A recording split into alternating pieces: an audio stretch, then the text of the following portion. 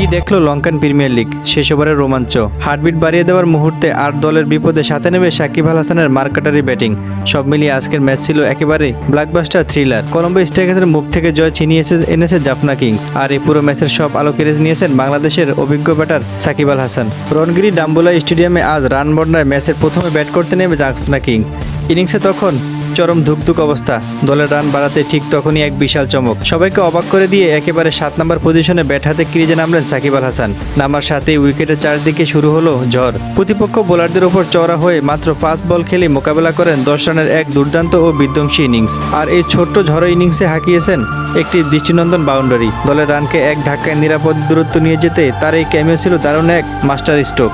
শেষ পর্যন্ত নির্ধারিত 20 ওভারে জাফনা কিংস করেন 6 উইকেট হারিয়ে 179 রান। কিন্তু এখানেই শেষ নয়, ব্যাট হাতে ঝড় তোলার পর বল হাতেও নিজের জাদু দেখালেন এই বাঁহাতি অলরাউন্ডার। কলম্বো স্টার্সের রান তারা যখন চারদিকে ফায়ার স্টর্ম বইছে, তখন বল হাতে এসে নিজের অভিজ্ঞতা খাটিয়ে দিলেন সাকিব আল হাসান। আজকের ম্যাচে তিনি 2 ওভার বল করে 19 রান দিয়ে তুলে নিয়েছেন গুরুত্বপূর্ণ একটি উইকেট। তার এই কিপটে ও নিখুঁত ওভারগুলি ম্যাচের আসল পার্থক্য গড়ে দিয়েছে। শেষ ওভার পর্যন্ত চলা স্নায়ুক্ষয়ী লড়াইয়ে শেষ পর্যন্ত মাত্র 5 রানে রোমাঞ্চকর জয় নিয়ে মাঠ ছাড়েন সাকিব আল হাসানের জাফনা কিংস। দল যখনই বিপদে পড়েছে তখনই সুপার হিরোর মতো ত্রাতা হয়ে দলের অন্যতম ভূমিকা রাখেন সাকিব আল হাসান।